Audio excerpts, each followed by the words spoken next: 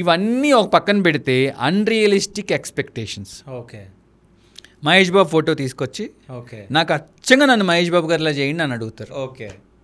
First of all ఆ పేషెంట్కి అమ్మ మేము చేయలేనమ్మా, ఇంకెవరి ఏమైనా జరిగినాయి మీ దగ్గర? నాకు షారుఖ్ ఖాన్ ఫోటో తీసుకొచ్చి చూపించారు, మహేష్ బాబు గారి ఫోటో నాకు తీసుకొచ్చి చూపిస్తారండి. తీసుకొచ్చి నాకు ఇలాగే కావాలని అడుగుతారు. ఎవరో ఒక హీరోయిన్ పేరు గుర్తు రావట్లేదు నాకు. ఆ హీరోయిన్కి డింపుల్ ఉంటుంది, ఆ డింపుల్ లాంటి డింపులే నాకు కావాలని ఒక అమ్మాయి వచ్చి అడుగుతుంది. సో ఇవన్నీ జరుగుతాయి, మేము చూస్తూ ఉంటాం. సో ఇలా చూసే వాళ్ళకి ఏంటంటే మనం సర్జరీ చేసామనుకోండి, రేపొద్దున అదే ఫోటోతో కంపారిజన్ చేసుకుంటారు. సార్ నాకు అలా అన్నారు, మీరు రాలేదు రాలేదు రాలేదు అని.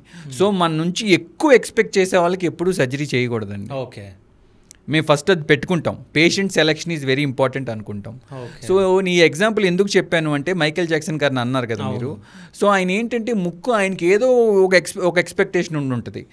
అదే సర్జరీ చేయించుకుంటారు, సాటిస్ఫై అవ్వరు, మళ్ళీ ఇంకొక సర్జన్ దగ్గరికి వెళ్తారు, ఇంకో చోట చేయించుకుంటారు, ఇంకో సర్జన్ దగ్గరికి వెళ్తారు, ఇంకో చోట చేసుకుంటారు.